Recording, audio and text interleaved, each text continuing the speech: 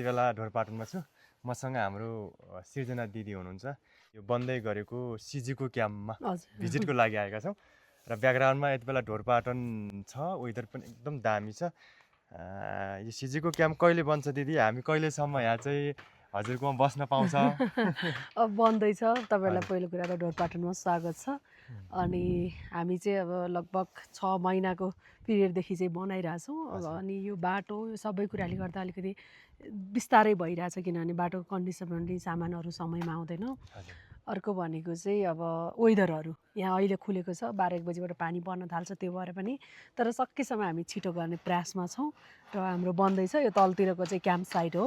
यहाँ हाम्रो 3वटा चाहिँ काठले बनेको छ, अरू चाहिँ ढुङ्गाले बनेको छ 3वटा। अनि माथिको चाहिँ हाम्रो मेन रेस्टुरेन्ट प्लस अनि खाना बस्न सबै माथि पनि छ। बन्दैछ जे होस्। यो ढोरपाटन कुन कुन टाइममा चाहिँ यहाँ बेटर हुन्छ भिजिटको लागि? ढोरपाटनमा चाहिँ यस्तो छ, ढोरपाटन चाहिँ अल सिजन नै एकदमै बेस्ट छ, किनभने हामी विन्टरमा पनि बस्यौँ।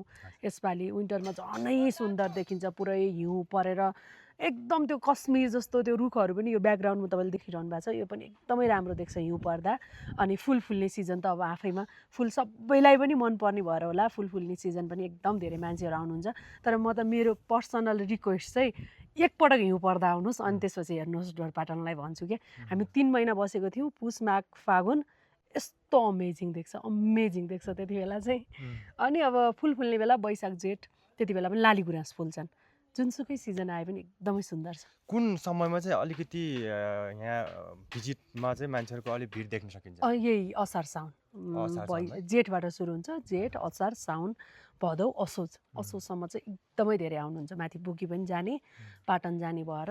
अनि विन्टरमा त पाटन माथि क्लोज हुन्छ नि त, टेन्टहरू हुँदैन, त्यो भएर आफै त जान सकिन्छ, तर अलि हिउँ धेरै हुने भएर धेरैजना चाहिँ अहिले आउनुहुन्छ।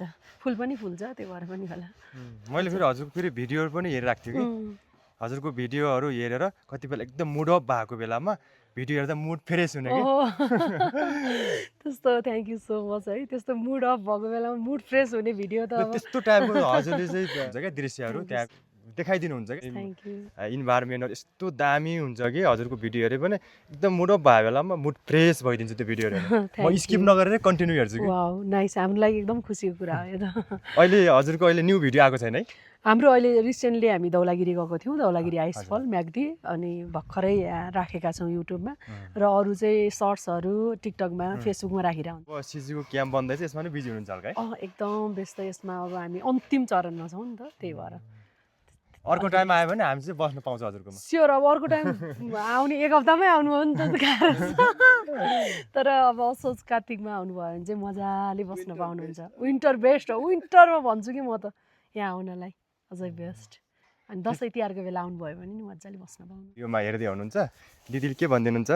एकदम थ्याङ्क यू सो मच। तपाईँहरू यहाँसम्म आउनुभएको छ, उहाँहरूलाई हेर्नेहरूलाई पनि अब नयाँ नयाँ ठाउँहरू एक्सप्लोर गर्दै जानुभएको छ, ट्राभल गर्दै हुनुहुन्छ, बिस्तारै सिक्दै हुनुहुन्छ। अब तपाईँहरू जस्तो युवाले चाहिँ यो गर्दै जाँदाखेरि अनि यहीँबाट अवसरहरू भेटिन्छ क्या, त्यो गर्दाखेरि देशमै रोजगार पनि भयो, बाहिर जानु परेन होइन।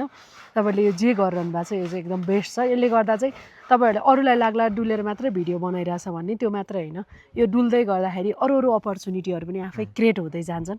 कुनै बेला तपाईँहरू पनि व्यवसायमा जोडिन सक्नुहुन्छ, तपाईँहरू यही व्यवसाय नभए पनि अरू व्यवसाय हुन सक्छन्। यसरी डुल्नु भनेको चाहिँ धेरै कुरा भेटिनु पनि हो, खोजिरहनु भएको छ, अझै धेरै कन्टिन्यू गर्नु होला। Thank you so much. हस् दिदी, धन्यवाद। Thank you.